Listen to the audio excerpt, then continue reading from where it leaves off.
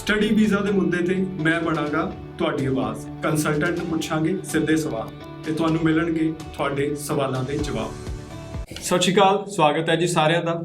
ਬਹੁਤ ਸਾਰੇ ਸਟੂਡੈਂਟ ਅੱਜ ਦੀ ਡੇਟ ਦੇ ਵਿੱਚ ਵੀ ਜਦੋਂ ਫਾਈਲ ਲਗਾਉਂਦੇ ਨੇ ਤਾਂ ਕਈ ਵਾਰ ਉਹ SOP ਨਹੀਂ ਲਗਾਉਂਦੇ। ਖਾਸ ਕਰਕੇ ਕੈਨੇਡਾ ਦੀ ਗੱਲ ਕਰ ਰਹੇ ਹਾਂ, ਸਟੱਡੀ ਵੀਜ਼ਾ ਦੀ। ਉਹਦੇ ਵਿੱਚ ਕਈ ਵਾਰੀ ਏਜੰਟ ਦਾ ਵੀ ਰੋਲ ਹੁੰਦਾ, ਜਿਹੜੇ ਉਹਨਾਂ ਨੂੰ ਕਹਿੰਦੇ ਨੇ ਕਿ ਉਹਨਾਂ ਦੇ ਪ੍ਰੋਫਾਈਲ ਦੇ ਰਿਕਾਰਡਿੰਗ SOP ਦੀ ਜ਼ਰੂਰਤ ਨਹੀਂ ਹੈਗੀ। ਬਟ ਮੰਨਿਆ ਇਹ ਜਾਂਦਾ ਹੈ ਕਿ SOP ਤੋਂ ਬਿਨਾਂ ਜੇ ਤੁਸੀਂ ਆਪਣੀ ਫਾਈਲ ਲਗਾਉਂਦੇ ਹੋ ਤਾਂ ਉਹਦੇ ਸਕਸੈਸਫੁਲ ਹੋਣ ਦੇ ਚਾਂਸਿਸ ਬਹੁਤ ਘੱਟ ਜਾਂਦੇ ਨੇ। ਸੋ ਕੀ ਹੈ SOP, ਕਿਉਂ ਸਟੂਡੈਂਟਸ ਕਤਰਾਉਂਦੇ ਨੇ ਜਾਂ ਕਈ ਵਾਰੀ ਏਜੰਟ ਉਹਨੂੰ ਨਹੀਂ ਲਗਾਉਂਦੇ, ਤੇ ਜੇ ਨਾ ਲਗਾਇਆ ਜਾਵੇ SOP ਤਾਂ ਫਾਈਲ ਤੇ ਕਿਸ ਤਰੀਕੇ ਦਾ ਮਾੜਾ ਅਸਰ ਪੈਂਦਾ, ਅੱਜ ਸਮਝਣ ਦੀ ਕੋਸ਼ਿਸ਼ ਕਰਾਂਗੇ। ਸੋ ਜੇ ਤੁਸੀਂ ਹਜੇ ਫਾਈਲ ਨਹੀਂ ਲਗਾਈ ਤਾਂ ਸ਼ੋਅ ਨੂੰ ਜ਼ਰੂਰ ਧਿਆਨ ਨਾਲ ਦੇਖੋ, ਤੇ ਜੇ SOP ਤੋਂ ਬਿਨਾਂ ਲਗਾਉਣ ਦੀ ਸੋਚ ਰਹੇ ਹੋ ਫਿਰ ਤਾਂ ਡਬਲ ਧਿਆਨ ਨਾਲ ਦੇਖੋ। ਸੋ ਮੈਂ ਸਵਾਗਤ ਕਰੂੰਗਾ ਅੱਜ ਦੇ ਸਾਡੇ ਗੈਸਟ ਬ੍ਰੌਡਵੇ ਇਮੀਗ੍ਰੇਸ਼ਨ ਦੇ ਸੀਨੀਅਰ ਕੰਸਲਟੈਂਟ ਜਗਪ੍ਰੀਤ ਸਿੰਘ ਜੀ ਦਾ। ਸਵਾਗਤ ਹੈ ਜੀ। ਥੈਂਕ ਯੂ ਦੀਪਕ ਜੀ। ਸੋ ਜਗਪ੍ਰੀਤ ਜੀ, SOP ਕਿੰਨੀ ਕੁ ਜ਼ਰੂਰੀ ਹੈ, ਇਹ ਸਮਝਾਉਣ ਤੋਂ ਪਹਿਲਾਂ ਮੈਨੂੰ ਇਹ ਦੱਸੋ ਕਿ ਅੱਜ ਦੀ ਡੇਟ 'ਚ ਵੀ ਕੈਨੇਡਾ ਦੀਆਂ ਕੀ ਕੁਝ ਫਾਈਲਾਂ ਇਹੋ ਜਿਹੀਆਂ ਲੱਗਦੀਆਂ ਨੇ ਜਿਹਦੇ ਵਿੱਚ SOP ਨਹੀਂ ਲਗਾਇਆ ਜਾਂਦਾ, ਤੇ ਉਹਦੇ ਪਿੱਛੇ ਨਾ ਲਗਾਉਣ ਦੇ ਪਿੱਛੇ ਰੀਜ਼ਨ ਕੀ ਦੱਸੇ ਜਾਂਦੇ ਨੇ? ਕਿ ਉਹਦੇ ਪਿੱਛੇ ਸਟੂਡੈਂਟ ਹੁੰਦਾ ਹੈ ਜਾਂ ਫਿਰ ਏਜੰਟ ਹੁੰਦਾ?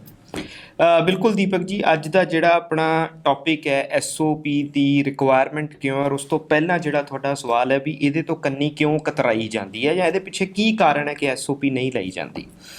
ਨੋਰਮਲੀ ਆਪਣੇ ਵੈਬੀਨਾਰਸ ਦੇ ਵਿੱਚ ਵੀ IRCC ਡਿਕਲੇਅਰ ਕਰ ਚੁੱਕਿਆ ਹੈ ਕਿ SOP ਜਿਹੜਾ ਇਹ ਮੈਂਡੇਟ ਡਾਕੂਮੈਂਟ ਨਹੀਂ ਹੈ, ਬਟ ਇੱਕ ਰਿਕੁਆਇਰਡ ਡਾਕੂਮੈਂਟ ਹੈ ਜਿਹੜਾ ਕਿ ਤੁਹਾਡੀ ਐਪਲੀਕੇਸ਼ਨ ਦੇ ਨਾਲ ਹੋਣਾ ਜ਼ਰੂਰੀ ਹੈ।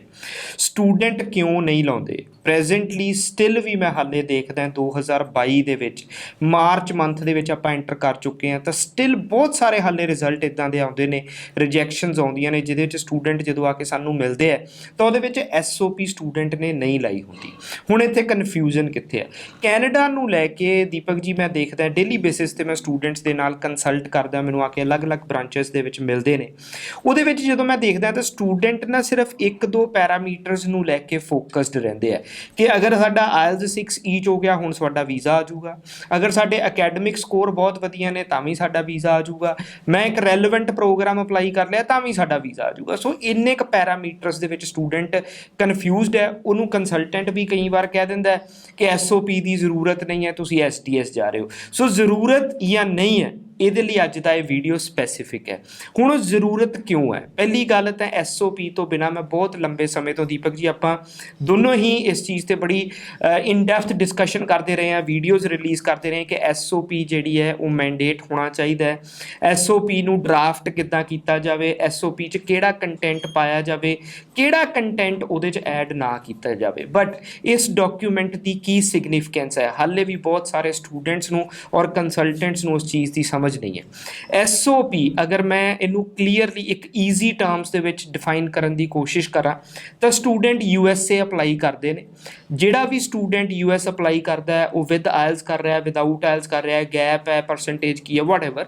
ਬਟ ਉੱਥੇ ਇੱਕ ਸਟੂਡੈਂਟ ਦੇ ਮਾਈਂਡ ਸੈਟ ਇੱਕ ਇਹ ਹੈ, ਕੰਸਲਟੈਂਟ ਦਾ ਵੀ ਮਾਈਂਡ ਸੈਟ ਹੈ ਕਿ ਇੱਥੇ ਇੰਟਰਵਿਊ ਜਿਹੜੀ ਹੋਣੀ ਹੈ ਉਹ ਮੈਂਡੇਟਰੀ ਹੈ, ਔਰ ਉਸ ਇੰਟਰਵਿਊ ਦੇ ਵਿੱਚ ਜਿਹੜੀ ਪ੍ਰੈਜੈਂਟੇਸ਼ਨ ਹੈ ਉਹ ਬਹੁਤ ਮੈਟਰ ਕਰਦੀ ਹੈ ਕਿ ਸਟੂਡੈਂਟਸ ਜਿਹੜੇ ਕੁਐਸਚਨਸ ਉਹਨੂੰ ਬਾਉਂਸ ਕੀਤੇ ਗਏ ਨੇ ਉਹਨਾਂ ਨੂੰ ਕਿਸ ਤਰੀਕੇ ਦੇ ਨਾਲ ਰਿਸਪੌਂਡ ਕਰਦਾ ਹੈ, ਔਰ ਆਪਣੀ ਬਾਡੀ ਲੈਂਗੁਏਜ ਨੂੰ ਕੰਟਰੋਲ ਰੱਖਦੇ ਹੋਏ ਆਪਣੀ ਪ੍ਰੈਜੈਂਟੇਸ਼ਨ ਕਿਸ ਤਰੀਕੇ ਨਾਲ ਦਿੰਦਾ ਹੈ। ਸੋ ਸਿਮਿਲਰ ਗਰਾਊਂਡਸ ਦੇ ਉੱਤੇ ਮੈਂ SOP ਨੂੰ ਵੀ ਸਮਝਦਾ। ਰੀਜ਼ਨ ਕਿ ਕੈਨੇਡਾ ਜਿਹੜਾ ਇੱਕ ਡਾਕੂਮੈਂਟਡ ਬੇਸਡ ਐਪਲੀਕੇਸ਼ਨ ਪ੍ਰੋਸੈਸ ਹੈ ਜਿਹਦੇ ਵਿੱਚ ਪ੍ਰੋਫਾਈਲ ਦੀ ਅਸੈਸਮੈਂਟ ਉਹਦੇ ਡਾਕੂਮੈਂਟਸ ਨੂੰ ਦੇਖ ਕੇ ਕੀਤੀ ਜਾਂਦੀ ਹੈ। ਸੋ ਇੰਟਰਵਿਊ ਦੀ ਤਰ੍ਹਾਂ ਸਟੇਟਮੈਂਟ ਆਫ ਪਰਪਸ ਜਿਹੜਾ ਤੁਹਾਡਾ ਡਾਕੂਮੈਂਟ ਲੱਗ ਰਿਹਾ, ਤੁਸੀਂ 2 ਪੇਜ ਦਾ ਲਾ ਰਹੇ ਹੋ, 3 ਪੇਜ ਦਾ ਲਾ ਰਹੇ ਹੋ, ਉਹ ਤੁਹਾਡੇ ਕੰਪਲੀਟ ਪ੍ਰੋਫਾਈਲ ਦੀ ਪ੍ਰੈਜੈਂਟੇਸ਼ਨ ਹੈ ਔਰ ਤੁਹਾਡੇ ਪ੍ਰੋਫਾਈਲ ਦੀ ਕੰਪੈਟੇਬਿਲਿਟੀ ਨੂੰ ਡਿਫਾਈਨ ਕਰਦਾ ਹੈ ਕਿ ਤੁਸੀਂ as a international student Canada ਦੇ ਵਿੱਚ ਆਪਣੀਆਂ ਜਿਹੜੀਆਂ ਐਜੂਕੇਸ਼ਨ ਹੈ ਉਹਨੂੰ ਇਨੀਸ਼ੀਅਲਾਈਜ਼ ਕਰ ਸਕੋ।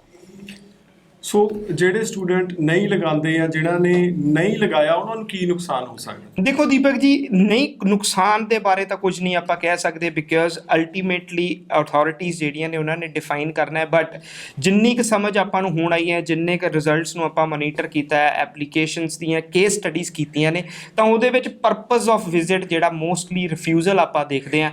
ਦੈਟ ਮੀਨਸ ਕਿ ਤੁਸੀਂ ਆਪਣੇ ਪਰਪਸ ਨੂੰ ਜਿਹੜਾ ਜਸਟੀਫਾਈ ਨਹੀਂ ਕਰ ਪਾਏ। ਸੋ ਇਹ ਕਲੀਅਰਲੀ ਡਾਇਰੈਕਟਲੀ ਜਾਂ ਇਨਡਾਇਰੈਕਟਲੀ ਇਹ ਸਿਗਨੀਫਾਈ ਕਰਦਾ ਹੈ ਕਿ ਤੁਹਾਡੀ ਐਪਲੀਕੇਸ਼ਨ ਦੀ ਪ੍ਰੈਜੈਂਟੇਸ਼ਨ ਜਿਹੜੀ ਹੈ ਉਹ ਵੀਕ ਹੈ, ਜਿਹੜੀ ਕਿ ਤੁਸੀਂ SOP ਦੇ ਨਾਲ ਕਲੀਅਰ ਆਊਟ ਕਰ ਸਕਦੇ ਹੋ। ਸੋ ਸਟੂਡੈਂਟਸ SOP ਜ਼ਰੂਰ ਲਗਾਉਣਾ ਚਾਹੀਦਾ ਹੈ, ਜਿਵੇਂ ਕਿ ਜਗਪ੍ਰੀਤ ਜੀ ਨੇ ਤੁਹਾਨੂੰ ਬਹੁਤ ਡਿਟੇਲ ਦੇ ਵਿੱਚ ਸਮਝਾਇਆ।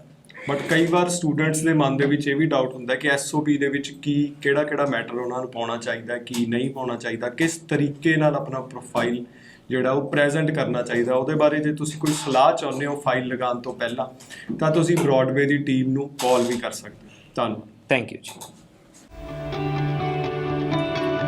ਸਟੱਡੀ ਵੀਜ਼ਾ ਦੇ ਮੁੱਦੇ ਤੇ ਮੈਂ ਬਣਾਂਗਾ ਤੁਹਾਡੀ ਆਵਾਜ਼। ਕੰਸਲਟੈਂਟ ਪੁੱਛਾਂਗੇ ਸਿੱਧੇ ਸਵਾਲ ਤੇ ਤੁਹਾਨੂੰ ਮਿਲਣਗੇ ਤੁਹਾਡੇ ਸਵਾਲਾਂ ਦੇ ਜਵਾਬ।